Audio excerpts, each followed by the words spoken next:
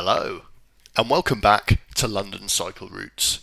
Today, I'll be showing you how to cycle from Fulham in West London to Ealing.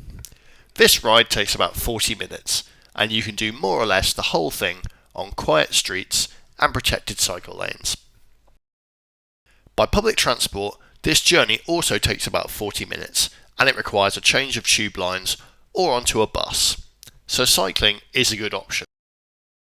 If you find this video useful, or you just enjoy watching it, then make sure you hit the bell icon and subscribe to the channel, as I try to post new ones just like it every week. I'd also like to say a big thank you to the channel's supporters on Patreon. If you'd like to contribute, you can find a link in the description below. Alright, let's get going. So we're starting on the corner of Fulham Road and Rostrevor Road, near Parsons Green Tube Station. The first thing that jumps out about me about this street is the parking, which, although I don't like parking on both sides of the road, actually looks quite nice with the different colour surfacing. It'd be nice to see this in more places in London. Quickly, we turn off Rostrevor Road and we head down Swift Street. This street is very quiet, and you'll see why at the end. It's because there is a fire gate there which prevents through traffic from going on the street. Now, wait for a gap in the traffic here and make your way across. What we're doing at the moment here is picking our way through back streets towards a cycle route along the Fulham riverside. That's a great way to get up to Hammersmith, and from there we'll take Cycleway 9, a nice protected cycle lane, down the main road as far as Kew Bridge. Then we'll be able to pick our way up and then near South Ealing Tube Station. The streets we're on at the moment are generally pretty quiet. You can see that no through route sign there, and of course another fire gate which keeps the through traffic away. It's not quite a low traffic neighbourhood, but the level of traffic is generally pretty low. This is quite a tricky bit here, crossing Fulham Palace Road. You've got to wait for a gap in the traffic and then head straight for Bishop's Park Road. On our left is Bishop's Park and also Fulham Palace. That's the former historic seat of the Church of England's Bishop of London, but it's now a free museum about the palace. So if you were thinking of cycling this route just as a day out, it might be something to consider dropping in and paying a visit to. I also wanted to point out the buildings on the right. These are residential and I think they're really pretty. It's quite unusual in London to see buildings of that age with such nice generous balconies on, and they also just look quite nice, so yeah. At the end of this street you could keep going straight on to go into Bishop's Park, and there's actually a cycle route through there all the way to Putney Bridge, which I'll be covering in a future video, but we're not going that way. We've turned right down Stevenage Road. Now, that van we're just passing is the last moving car we're going to be seeing for a long time, I think, because this is a lovely route. The River Thames is to our left on the other side of the park, and we're essentially running up the left-hand side of the Fulham Peninsula. This red brick building on the left is the side of Craven Cottage, which is the football ground of Fulham Football Club. Believe it or not, it was actually built on the site of an old cottage. In 1780, William Craven, the Baron Craven, built a cottage here in the woods on the edge of a hunting ground, but it burnt down about 100 years later and football came to be played on the ground. If you want an indication of how quiet these streets are, by the way, just keep an eye out for all the people walking the street and obviously families cycling with children as well, which I think is fantastic. I think that's a real mark of a civilised street, that people can use it as a public space. You probably noticed that we cycled through some bollards just then. I love a bollard. They are great at keeping streets quiet, and there's lots of them around here, lots of different filters as we call them. We're going through another sort of one here. This is almost a complete road closure which has been turned into a park. I think you're probably supposed to cycle down the centre of this, but I'm going on the sides because the fire gate made it quite tricky to actually get to the centre. It didn't quite line up with the dropped curbs that we're going down here. We turn right at the end of that filter, and now, given we're in a twisty turny bit of the route, it's probably a good time to remind you that if you want to download a map of this route, you can find a link to it in the description of the video. It's on a website called Komoot, and you can, on that webpage, either view the map or you can download a GPX file and use that on whatever app or device you choose to use, and that might help you with the sort of twisty turny bits down the residential streets. In the description of the video you can also find a link to the channel's Patreon page. Thank you very much to everybody who contributes to that. Hopefully soon I should be buying a new microphone to improve the quality of the audio, because you might have noticed that there are a few clicks and hisses and pops in the sound as it is. So thank you to the channel's patrons for funding it. But yeah, While you'll see the odd car here and there, generally these streets are very, very quiet. The route up here also links very nicely into Cycleway 9 at Hammersmith, which you'll see in a bit, and I think TfL is planning to turn this into a signposted cycleway at some stage, which would make a lot of sense, although there are a couple of changes that might be needed, like for instance this filter here. The gap is absurdly narrow and I don't think you'd build it like that today. But as you can see from the number of people cycling on here, particularly families cycling with children, it is a genuinely already very quiet route, and a very useful one as well. When we get to the end of the Fulham Riverside backstreet route, we're actually going to get onto the Riverside path along the Thames just for a very, very short period of time. I don't normally like cycling along there as it is shared with pedestrians, but it can get quite busy. So it's not great to go on there for a long time, but we'll just be going on there for a little bit of time, and that will just be to go under Hammersmith Bridge. Hammersmith Bridge, if you're not aware, is a long-running saga. It was basically not structurally sound to carry the amount of traffic that it carried, so it was closed, including the section underneath it. You didn't used to be able to walk underneath it because there was a fear that it might collapse. Now it's been reopened to walk underneath it, and you can also cross it as a pedestrian, and hopefully later this year in the winter it will be reopened for cycling as well, so it'll become a very useful traffic-free cycling route. Some more families with kids there, that's great to see. And that bridge is just up ahead there. Currently you can cross it with the bike, but you have to dismount and walk along the side. I believe the work to make it safe for cycling on the main carriageway will be done in winter 2022, and then hopefully you'll be able to cycle along it properly, and it'll open up some really quite useful routes to Barnes, which I'll showcase in some future videos. It may one day reopen to motor traffic, depending on the financial situation. Now we're already off the Thames path and we've gone up via Digby Mansions, which is quite a funny name, and we're going to go up to Bridge View, which has a good view of the bridge. And at the end of Bridge View you will find a crossing which goes under the Hammersmith flyover, so watch these lights, it goes green for us, and we use the crossing here and it goes onto Bridge Ave. There is a big arrow pointing left and you do not want to follow it, that is not the way to go. This is called Bridge Avenue, although it looks less like an avenue and more like a council car park, but that's fine. Just watch out for the stationary cars because any of them could start moving at any time.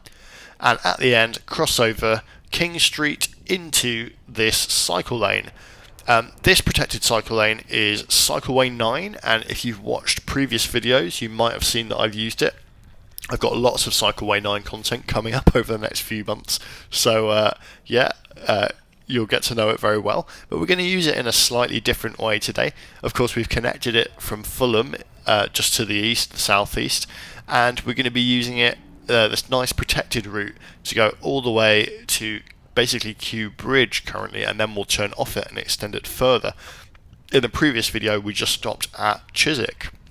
But as I said in the Shepherd's Bush to Chiswick video, Cycleway 9 is great. It's a really, really high quality cycle path. Even though bits of it like this are built with temporary materials, it's excellent, and you can see it's already quite heavily used. This isn't commuter hour or anything like that. In fact, it's only a couple of days after the entire length of the cycleway and the Hammersmith gyratory that it connects to were fully opened. So already people have found it, and you'll find plenty of people cycling alongside it. It also doesn't seem to be much of a problem to the cars on the rest of the road. They have plenty of space there. One thing you might notice on the right here is that the design of the cycle path means that the buses are stopping in line in the lane, which means that the cars stop behind them. Previously, buses might have pulled into a lay-by and traffic would continue flowing past them as they were stopped. Now, having buses pull out of the way of the other traffic might sound positive for people who are driving, but it's actually negative for bus passengers. The reason for that is that a bus that is stopped in the main traffic lane will always have a clear run to start moving again once the passengers have got off and got on, but a bus that's stopped in a lay-by will have to often wait for a gap in the traffic in order to pull out into the main traffic lane. So actually, redesigning bus stops so that buses stop in traffic can actually speed up bus journey times. I think a lot of people don't notice that. So when bus stops have been redesigned to fit a cycle track like this in, it can actually be positive for bus journey times in some respects and some situations. And personally, I'm okay with buses and active travel being prioritised in this way. As you cycle down here though, do make sure you pay attention to the zebra crossings and the traffic light pedestrian crossings, both crossings that were added to help people cross the main road, but also crossings that are there to help people access the bus stop islands. I know some people have criticised island bus stops or bus stop bypasses, such as the ones on this route, but they are genuinely the best option for doing it. It's where the cycle track goes behind the bus stop. There are really, if you think about it, physically only three ways you could do it. You can either put the cycle track behind the bus stop, as here. You can put the cycle track through the bus stop, through the middle of the place where people are waiting, or you can put it around the right-hand side of the bus stop. If you put it around the right-hand side of the bus stop, when a bus is waiting at a stop like here, we would have to overtake the bus on the right, which would feel quite dangerous. But as it happens, just there, we were able to keep going and there was no conflict. Now, the protected section of Cycleway 9 along Chiswick High Road is about to come to an end, and just coming up here there is a section which is not protected. It's on quieter streets. Now, some people think you've got to go straight on through the Chiswick roundabout, but that's no good. Don't go that way. Turn left down Heathfield Terrace. This is actually Cycleway 9 as well. The signage is a little bit discreet, but this is the right way. You might notice that although quite quiet, it's not dead quiet. There is still a little bit of traffic here. That will become even more the case slightly down the road when we move on to Wellesley Road, just after the roundabout. There is after that a section that's fully filtered, which doesn't have any through traffic, but that is not this section. You can see here there's quite a continuous stream of cars coming here through that roundabout, and we follow the cycle symbols on the road down to Wellesley Road. And you'll probably notice that there are quite a lot of people cycling down here, but there's also quite a lot of cars. As it is, it isn't hugely unpleasant to ride, although you'll occasionally get the odd close pass like that one there, and it is only a short bit, so I wouldn't let it put you off.